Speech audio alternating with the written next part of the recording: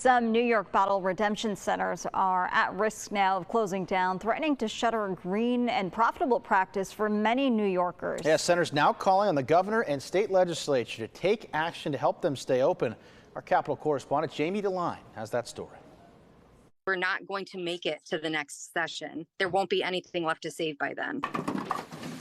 Jade Eddy, owner of MT Returnables in Queensbury, says bottle redemption centers in New York State are in dire need of help to keep their businesses open. She's calling on the governor and state legislature to act quickly. They should have increased our handling fee during the legislative session, but since they've chosen not to do that, they need to find an emergency fix, whether it be in the form of immediate grants or they call an emergency session and increase that handling fee. The handling fee for redemption centers is 3.5 cents. We're being paid less than what our customers are being paid. Redemption centers were always on a very tight margin for years, and because of changes in inflation and increase in minimum wage requirements in New York, they're really feeling a financial pinch, so much so that some of them have actually shut down and some are talking about shutting down. Some advocates have been calling for an expansion to New York State's bottle bill, which would increase the bottle and can deposit from 5 cents to 10 cents. The new bill that has been introduced,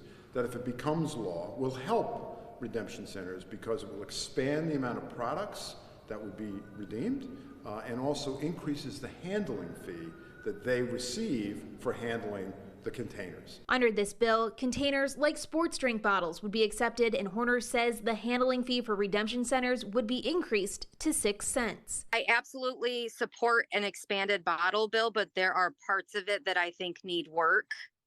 And I think that legislators need to really allow redemption centers into the conversation. New York State currently gets 80% of the money left over from people not returning their bottles. Horner thinks this legislation would be beneficial to both the state and local businesses. This legislation was not included in this year's state budget. The governor's office telling me, quote, Governor Hochul will review all legislation that passes both houses of the legislature. Reporting in Albany, I'm Jamie DeLine. In an